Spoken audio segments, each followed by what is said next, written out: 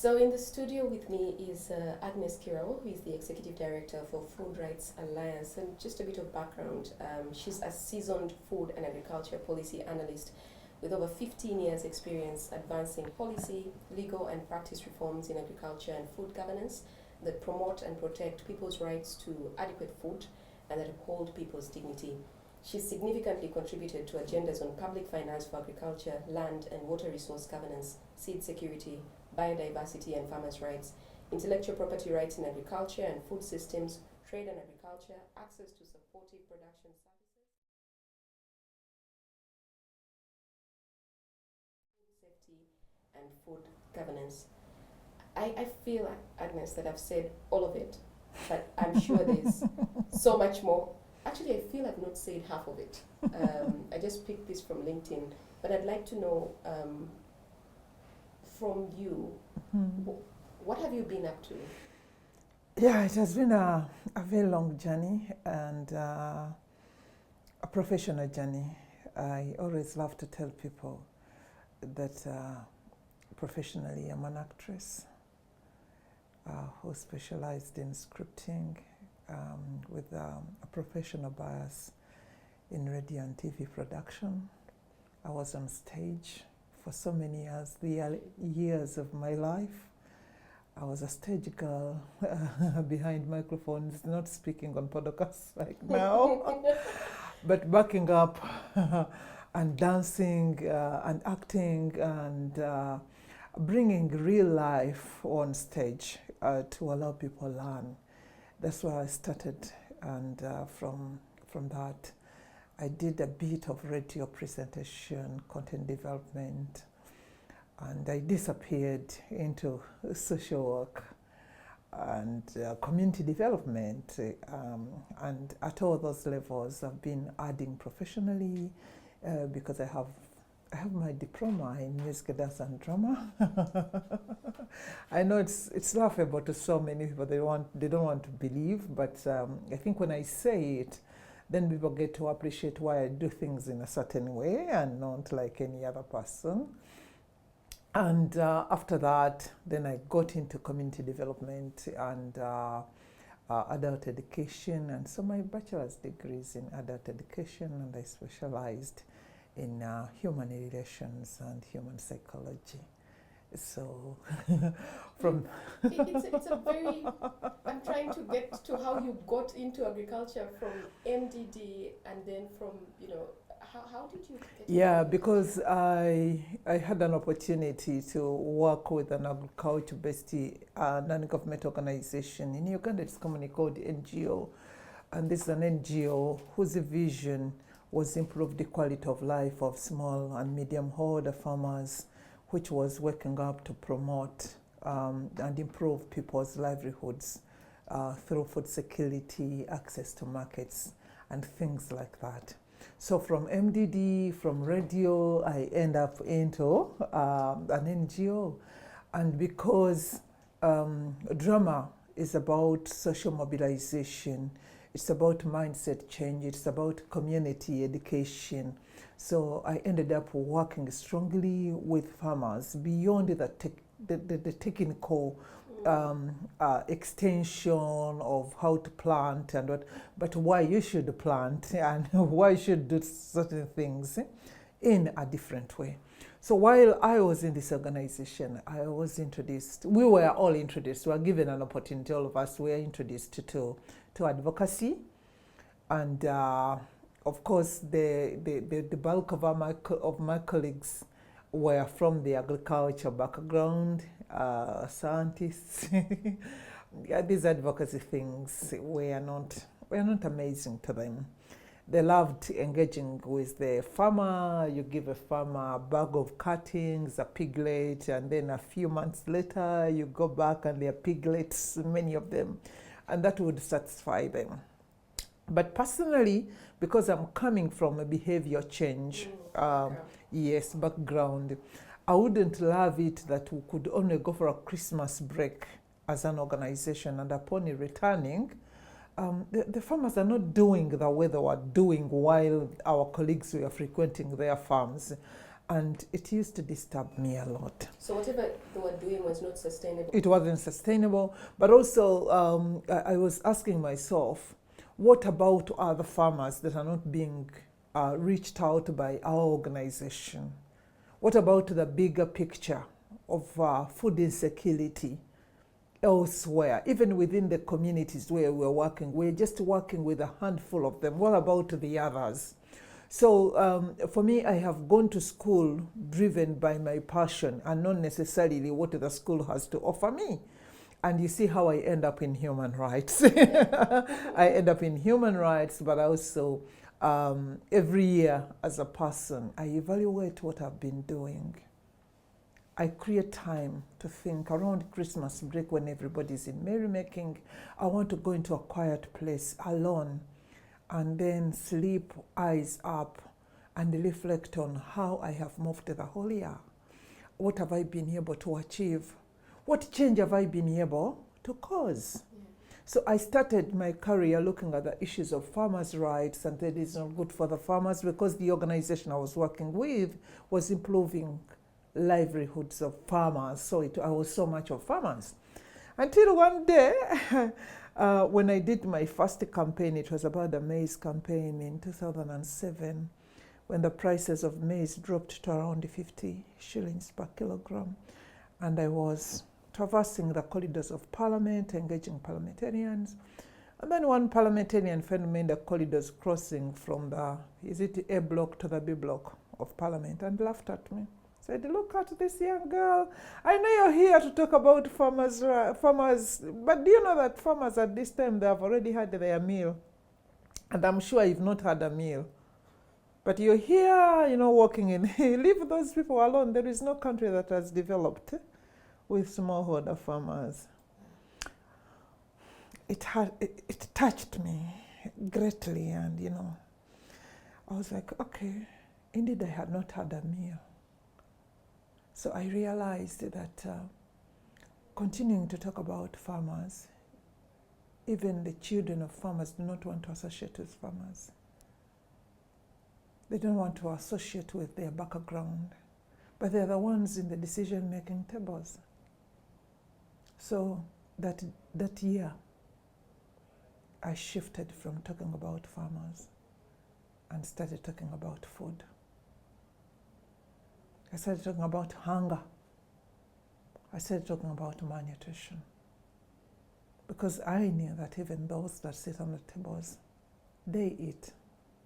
They need food. They need food. They might not appreciate who is putting the food on the table. Yes, but at least, farm. Yes. And I started schooling myself around food. And I'm still a student. Well, you're executive director of the Food Rights Alliance, so that's been a lot of schooling yourself that you've done. How long have you been with FRA, with Food Rights Alliance? I was made the coordinator of this alliance when it was a loose coalition, to be specific, on the 24th of June 2011. This is when the individuals that had organized themselves around this particular theme identified me. I was a bit younger than I am now. And they entrusted me as a coordinator. But 2011 is a very critical year. If you could go quickly back into the memory lane. I know people in Uganda move on very fast. They cannot remember what was happening in 2011. What happened in Uganda in 2011 was walk to work. Yes. Remember the walk to work, and everything was around food, that the food prices were skyrocketing and that so many people could not afford the meal. And then we had the walk to work, and then government responded by running after those who were walking to work, hope they were walking to work anyway. And I sat down and said, but wait a minute, over 80% of the food consumed in Uganda is by smallholder farmers. And I was coming from Luwero. Buying a mango in Kampala was very expensive by Ugandan standards. So I thought that indeed a lot of money was going to the farmers. But on the contrary, when I was coming from Luwero, I stopped by the roadside to buy some mangoes, and I realized they were much cheaper than they are in Kampala, less than 60 kilometers, by the way. So I was like, wait a minute. Who actually takes the money that we are seeing as a cost of food in Kampala, if we use Kampala as a case? And our leaders were responding by saying, food prices skyrocketing is good for the farmers. That means the farmers are making a lot of money. But that particular experience told me, no, the contrary not. The farmers are not getting the money. So I reflected deeper and realized that in the whole conversation around the skyrocketing food prices in 2011, the voice of the farmer, who is the key actor, was missing. And so I convened the first ever National Farmers Forum that brought over 1,000 farmers to speak out why we were hungry. So my FRA business started around 2011. And at the end of December 2011, when we were merrymaking around Christmas, what was your reflection that year? My reflection that year was, wait a minute, we are living in the same country but in a different world. The food consumers are complaining about the cost of food, the price being high. Of course, they weren't getting the enough food they wanted to have because of the prices. But at the same time, the farmers were not making any big kill. They were actually losing their livelihoods because they are totally dependent on what they had. But the Farmers Forum had given us an opportunity to understand the issues that are in between there. I have to tell you this, Josephine, up to today, the agenda the farmers gave us in 2011 has never changed. It has been the same agenda that I'm pushing. The farmers were producing just as they would wish. It was just a ritual. They were doing the same thing, expecting the different results. And you would realize that was at the peak of the NADS, which was demand-driven. So the farmers told us that that is all what they could produce. So I started crafting and teaching myself the issue of extension, the difference between advisor and extension. And I started demanding for an inclusive agricultural extension system. God was by my side that all levels had, and then we started working with the reforms. The issues of the seeds, all the issues that we are grappling with today. But above all, the consumers were looking at food as a commodity or a product, you see? Yeah. But the farmers were looking at it as a lifeline. So it is a deep reflection that I'll continue living with, because I'm standing between the two, the farmers and the consumers. All what the consumers need is good food, but at a cheaper price. Was a changing climate an issue for the farmers? Of course, yes. Engage with them? Of course, yes. They did. 2011, we are talking about how many years? 13 years. And the farmers were marrying the two. What were they saying? They were saying, we used to predict when we could plant. We cannot predict anymore. And unfortunately, they said they were being misled by the meteorology.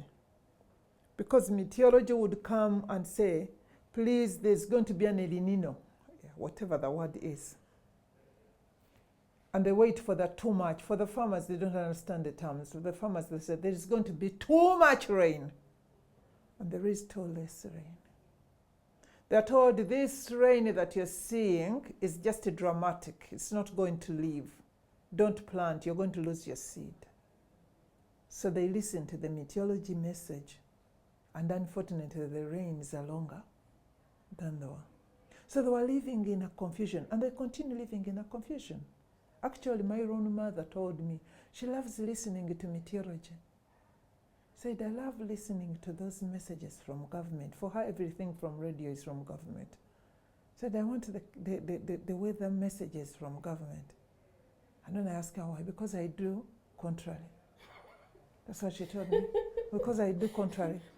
When they said don't plant, I wake up very early in the morning and plant. And she, according to her, My mother is going to be 70 next month. According to her, she said, I have never gotten it wrong. But my mother, just like the farmers that I met in one big batch, I continue meeting farmers. Even yesterday I was with farmers. My mother, with the farmers, they agree on one thing. This is the dilemma of climate change and what the lives that the farmers are living in this country made, no elsewhere, is that the cost of losing a seed is much cheaper than losing a season. Yeah. That, you know, if you listen to the meteorology and they say don't plant, or even if you've not listened and you think these rains are not the right rains, I shouldn't plant. To your surprise, your colleagues in the community harvest while you're looking. So to them, you rather lose the seed if the rains do not work than watching while your colleagues are harvesting. So they were talking about the changes, the unpredictable changes, the unpredictable seasons. Actually, they were saying the unpredictable seasons. And to them that time, it was about unpredictable in terms of the rains coming. And the story has gradually changed beyond that. Since 2011? Since 2011. Because then it was about the rains coming. But now it is about the rain coming all the time. Because then they knew that the rains would come in March. Then we plant. And in June, we harvest and dry our harvests. And then clean our gardens, July and August. And then in September, we plant again. Now they are living in a terrible dilemma. The harvesting time, the rains happen through the night. And you know, our farming communities and the infrastructure they have on post-harvest handling. Yes. So now the rains are giving them trouble.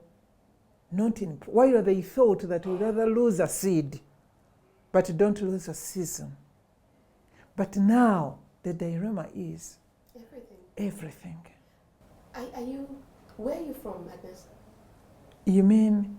When you speak about your mother and what she's experiencing, where is this part of the country? Interestingly, it is less than 20 kilometers from Kampala. You're these people who drive a few kilometers. Even when you visit our community where I hail from, we are still living in a village.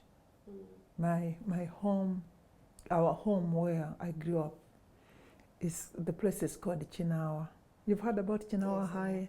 You've heard about Chinawa High Chengela campus. No, they are just picking the next locus in Chengela. So our home and Chinawa High Chengela campus are in the same location. We're just at the boundaries. So just here, Kaboja, Chengela, whatever you want to pick the locus. That's where I grew up.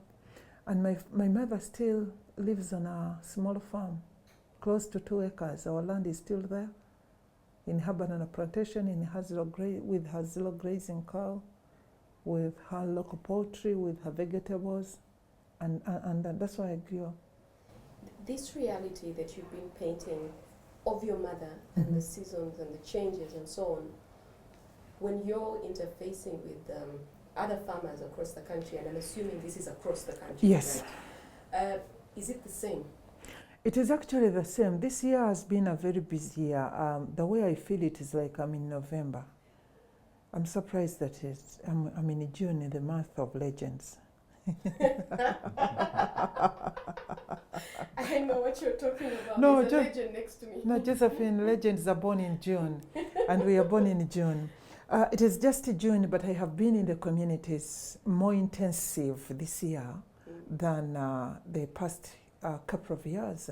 I've been in Kabale, I have been in Ibare, I have been in Karamoja, I have been in Mbomede, I have been in Acholi, yesterday I was in part of Bonyoro, Chiliandongo.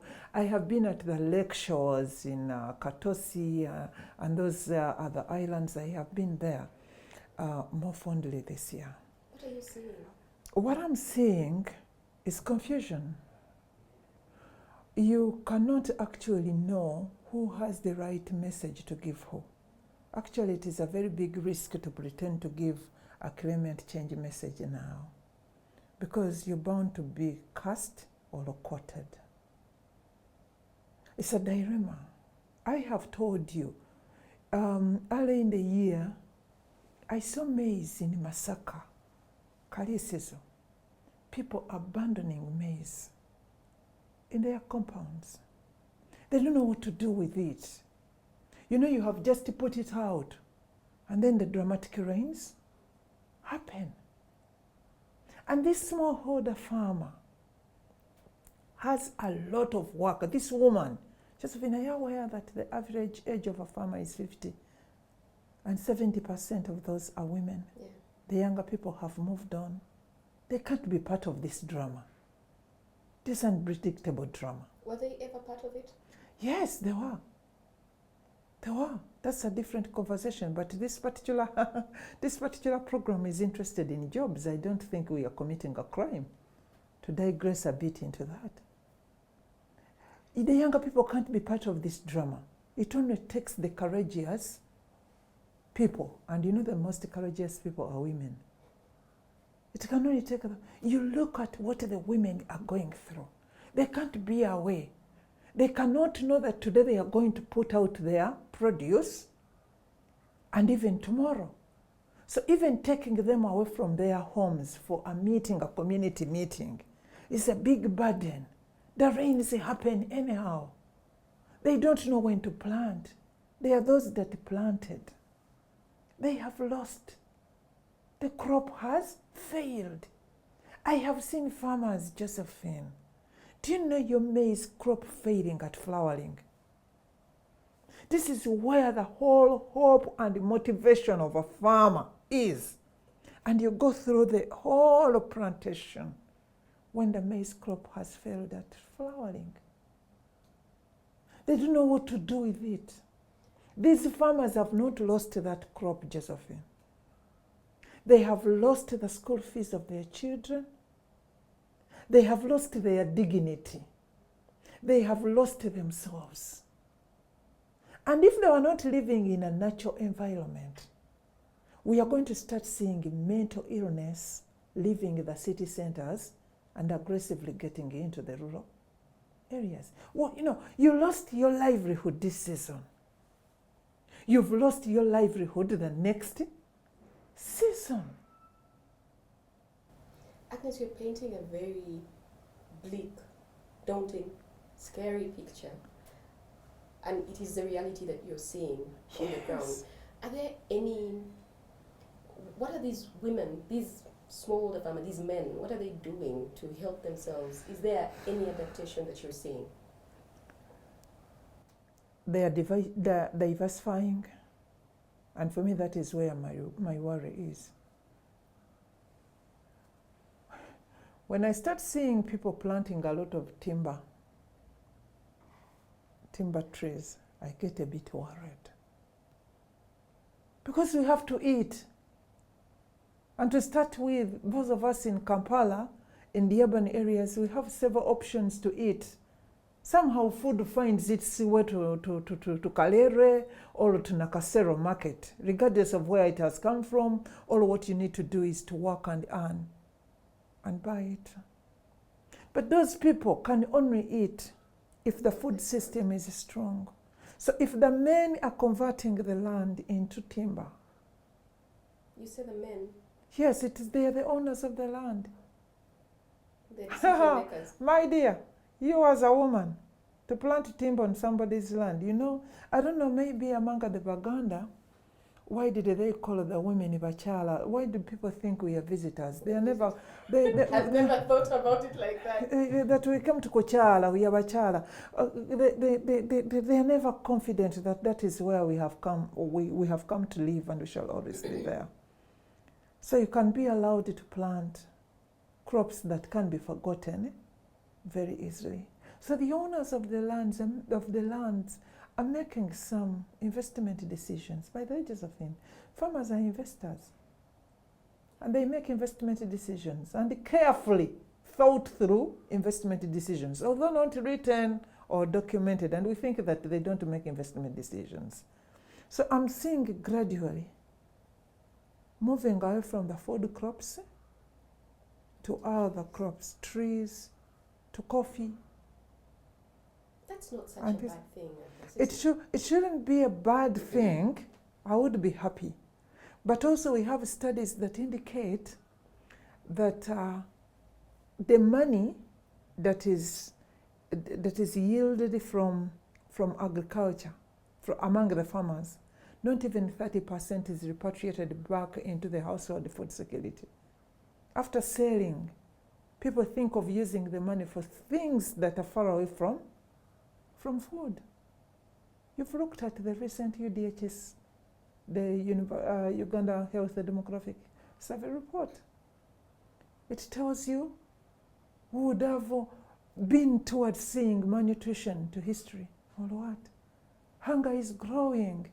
Let me tell you, Josephine, if only climate change would leave us to eat, we would think about the next day. But we can't afford to think about the next day now. Because even today is not guaranteed. Yeah. Because even today is not guaranteed. So that's why I'm telling you, if you go through the communities and you see crop failure, if you go through the communities and you see grains that are not fit for human consumption. I was in Kiriandongo yesterday, and the maize actors were telling me that, our biggest problem, we are here talking about aflatoxins, but our biggest problem, look at that grain dryer at the venue where we had met. How many of those are in this district, which is one of the leading grain producers? So yes, we are all aware, we are all concerned about aflatoxins, but we can't dry our grains because the drying facilities are not within our reach. You get? Yeah. So look at that particular man or woman who actually looks at his or her grains going to waste, becoming poisonous. He or she is aware this is her sole source of livelihood. This is her investment. This is her investment. This is her education. This is her health care. This is his dignity. They are going to waste. They cannot dry. While we were seated there out of the blue, the drizzles came. So this particular man or woman left her grains sprayed in her compound to come for a community meeting. All of the sudden, it's raining. It's raining. So the farmers, I was very happy. One woman from Katakwi who told me that, you see, when I'm in Teso, my name Kirabo means gift. So when I'm in Teso sub-region, I'm called Ainaknet. So the women there, when I'm working with them, they call me Ainaknet. So the woman told me, you see, Ainaknet, for us here, we are always in a burden. We either receive too less or too much. When you were in Kiriandongo yesterday. Yesterday I was in Kiriandongo. And I know there is a refugee settlement around there. Does any of your work get you into the settlements or the communities around? My colleagues, because I'm an alliance, when I get to work on the ground, I go through the members. The stories of the refugees is another interesting one. And actually yesterday I was interacting with a younger researcher who is researching food security among the settlements. But I have reviewed the IPC reports, the first declassification reports. And they are very interesting when they speak about the refugees, but they also speak about the host communities. You need to look at the most recent IPC reports that are indicating that neither those in settlements nor those in hosting are doing well. With the climate change, we are all living under the same roof. But of course, when it finds you with a level of vulnerability, it's a different story. you follow deeper into the challenge. What is Food Rights Alliance's role? Our biggest role as an organization, we are consolidating ourselves as an organization, working on food systems governance strengthening. We appreciate that our colleagues, everybody is doing something somewhere, but if we don't refocus the governance systems, if we don't refocus the government systems, if we do not call government to order, because besides God, it is government for all of us. Where are the coherences in our policies? How do our investments as a country speak to the real challenges of the day? And in our case, the basic. How will the people in Uganda eat tomorrow? And I'm not talking about Ugandans, I'm talking about the people in Uganda. The 45.9 people that we were told yesterday. How are they going to eat, and what are they going to eat? And what do we have to offer as a country to the regional peace? Josephine, what we have to offer to the country's regional peace is not the gun. It is the food, because we have all what it takes. By the way, when we are having these conversations on climate change, we need to tell the world that if there is a world that is still the Garden of Eden to those that believe in the Bible, it is Uganda. With or without climate change, Uganda is still privileged to prevail and produce and give the region, if not all the rest of Africa, the food we have. And that is why FRA insists that whether we have dramatic weather conditions and all these, climate change and all these realities we are seeing, if you look and try to interrogate Josephine, we only need to clean up the governance systems. We need to align our investments as a country. Because for heaven's sake, in this dilemma, I looked at the proposed budget that is, it was brought back to Parliament. But I looked at that budget, and our government was very courageous, Josephine, to cut the non-wage and the development budget of the Meteorology Authority. Go and look at the corrigenda of the budget. They cut non-wage and development budget of the Meteorology Authority. You were speaking about the privilege you have, yes, as Ugandans, in still being able to produce regardless of, all of the changes that we are seeing in our climate. What should we do to protect that privilege, thinking at a policy level? You see, when you look at the National Development Plan 3, and so the subsequent initiatives like PDM, Policy Development Model, there is a whole program called Mindset Change. And unfortunately, that is the list and the program that will never be implemented, because the authors of it themselves need to be beneficiaries of the program. But they think it is another person's mindset change. The biggest mindset issue we are dealing with as a country is among the decision makers themselves. And because they did not design it as themselves being the beneficiaries, but the ones to cause other people's change, you can't be blind and you're the one leading the fellow blind people. Actually, they may be seeing better than you. Our leaders need to rethink their attitudes about food and agriculture in this country. We should stop making statements like a statement that was made by the Minister of Finance on behalf of His Excellency during the budget speech on the 13th of June. He said that the agriculture sector in the concluding financial year grew at a rate of 5.3%. Owing to the investments in Policy Development Model, I doubt that. But then he added, and the good weather. We cannot start celebrating at country level, at governance level, at leadership level, and we are providing accountability based on how God smiled. And then he goes ahead and identifies the growth pathways, the growth opportunities for the economy next year. And the first thing was the agro-industrialization. And then contrarily, you allocate 1.6, staggering between 1.6 and 1.8. You go inside the program and you reduce the critical areas that are supposed to give you the results that you need.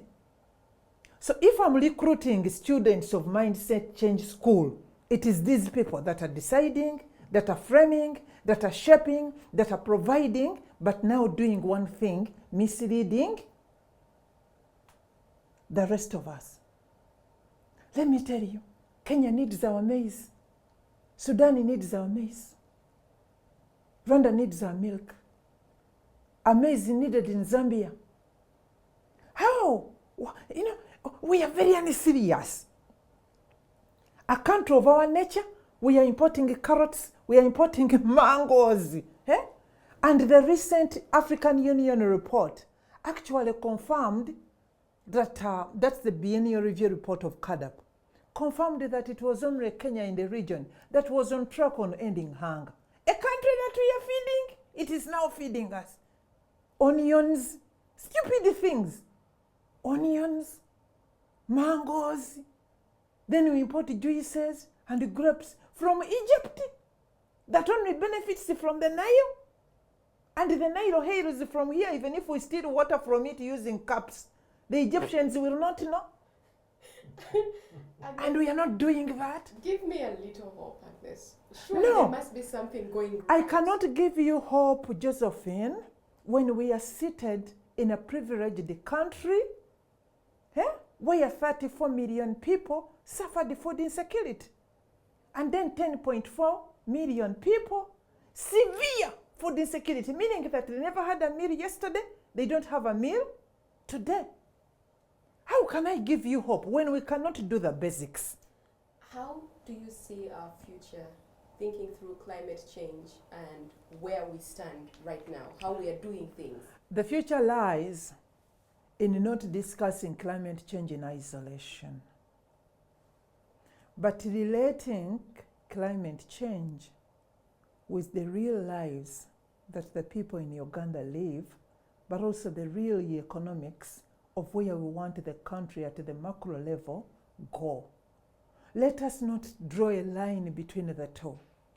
Let us align our investments to deal with climate change strategically, politically and democratically strategic, to define what makes a kill for us, and therefore provide leadership and realign. I have told you, and I repeat this, Uganda is not yet drier than Egypt, not even Israel. We are just jokers. Small things, and we complain, and we have all of the reason for not doing anything. And we quickly move on from And we quickly migrate and then spend all our time, and then we come back here and we make reckless statements. Oh, the younger people do not want to soil themselves. They want to dig using laptops. They want tablets. We are leaving the real issues on the ground. Let me tell you, if we go beyond those statements of how we are looking at agriculture as our backbone, which we are lying, nobody treats his or her backbone the way we treat our agriculture. But we really start looking at it as the nervous system of our economy. Then we are going to fix these small things, including climate change. And then we see how we transform our agri-food system, cushion it from the shocks of climate change that are not yet to come. I'm here to tell people what we are seeing is not yet climate change. But if we continue business as it were, if we continue business as it is, when the real issues of climate change land here, Climate change in its entirety. yes, when it lands here, I'm here to tell people, because I have been in worse places than this, and they are doing better than we. Egypt has been dry since the biblical time of the journey and the pilgrimage of the people of Israel. Egypt has been, isn't it? Not even Karamoja. I tell people Karamoja has no problem. The Karamoja problem is ourselves. Look at the soil fertility map of Uganda.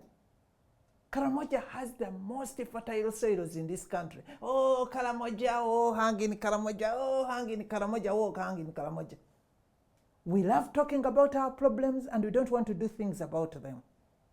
Fixing the issues here, we need, as a country that is still privileged, to give hope to other countries. And not for free. Business. We need to consolidate ourselves very quickly, because the challenges are not yet here anyway. This is just a little drama. The farmers losing their produce because the rains came. What is the cost of dryers? Even if not upper end, dryers. You know what I'm most thankful for, Agnes, right now is that this podcast is not just audio. We actually have video, because I would have been very sad if we were not able to see how passionately you are speaking about these things that are affecting us, and whether climate change has fully come as yet or whether it's yet to come. No, not even its descendants have landed here.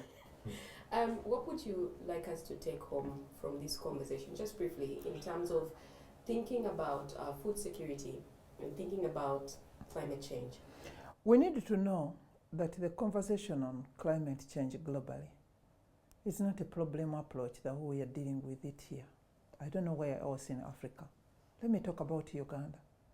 For us here, we talk about climate change and we even get sad. We are losing the point.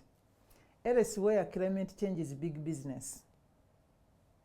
And if we wear the business lenses, all of us at macro and micro level, we are going to turn climate change into a very big opportunity.